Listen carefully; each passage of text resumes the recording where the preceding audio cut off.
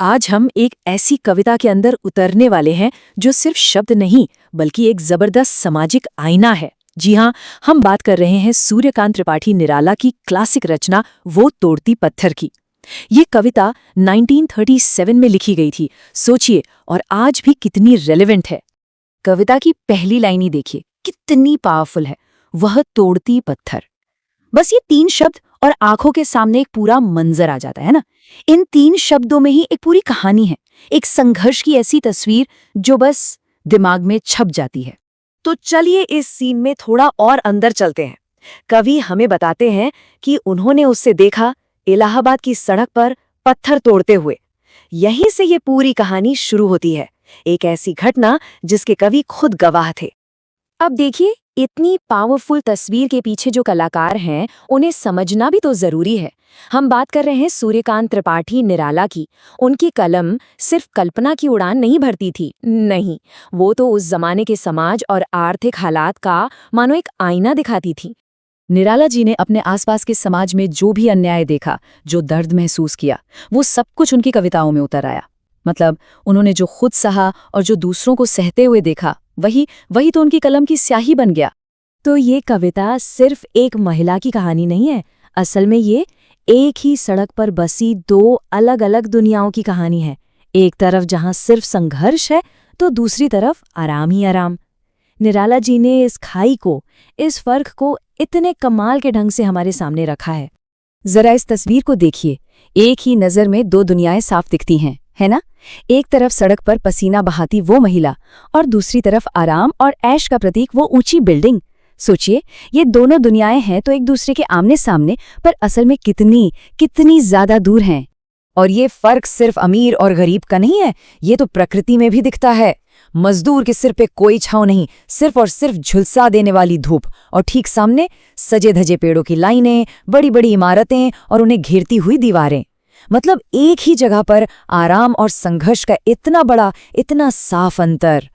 निराला जी हमें उस गर्मी को महसूस करवाते हैं। वो लिखते हैं, चढ़ रही थी धूप, दिवा का तमतमाता रूप, ऐसा लगता है मानो दिन गुस्से से लाल हो गया हो, और ऊपर से वो झुलसा देने वाली लू।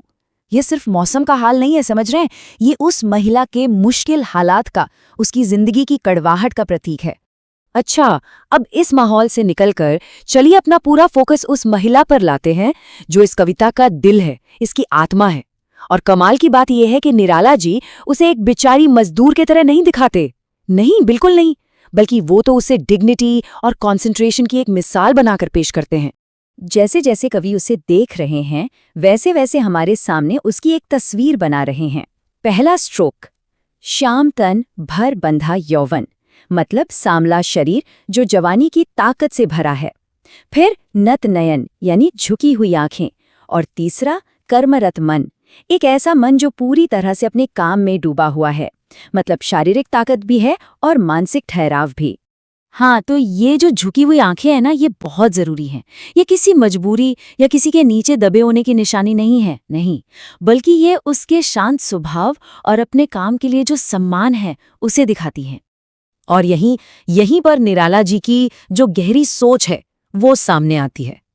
वो कहते हैं कि उस महिला का पूरा वजूद, उसका सारा प्यार, सारा ध्यान किसी इंसान पर नहीं बल्कि उसके काम पर है। उसका काम ही उसका सब कुछ है, वही उसकी दुनिया है।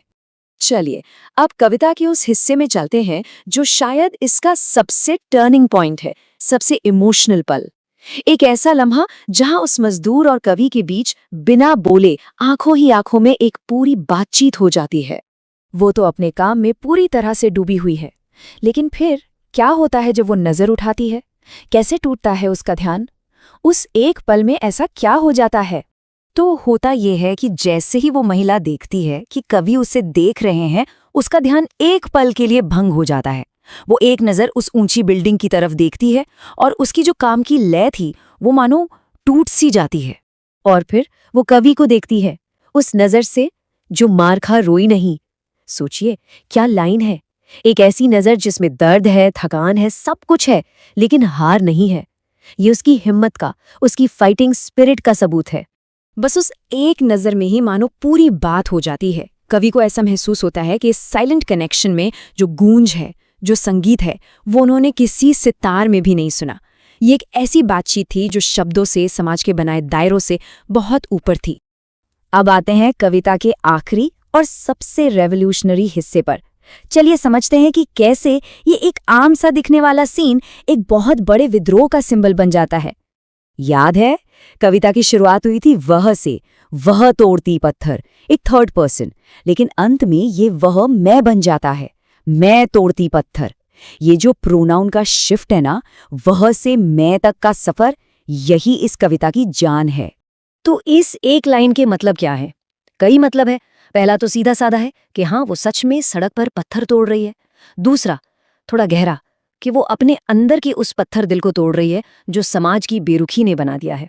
और सबसे बड़ा मतलब, ये एक ऐलान है कि उसके अंदर उस पूरे पत्थर दिल सिस्टम को तोड़ने की ताकत है। तो इस तरह से ये कविता एक बेनाम मजदूर को एक पहचान देती है, एक जोरदार आवाज देती है। वो अब सिर्फ हालात की मारी एक विक्टिम नहीं है, नहीं, वो आए है, एक इंडिविजुअल है जो अपने संघर्ष को भी जानती है और अपनी ताकत को भी। ये कविता एक दमदार ऐलान के साथ खत्म होती है। सोचिए, ये 1937 में लिखी गई थी, पर इसका मैसेज आज भी उतना ही ताकतवर है। ये हमें सोचने पर मजबूर करती है कि एक ऐसी दुनिया में जो अक्सर हमारी आवाज़ को दबाने की कोशिश करती है, अपनी आवाज़ को ढूंढने और उसे बुलंद करने के लिए आखिर क्या चाहिए होता है।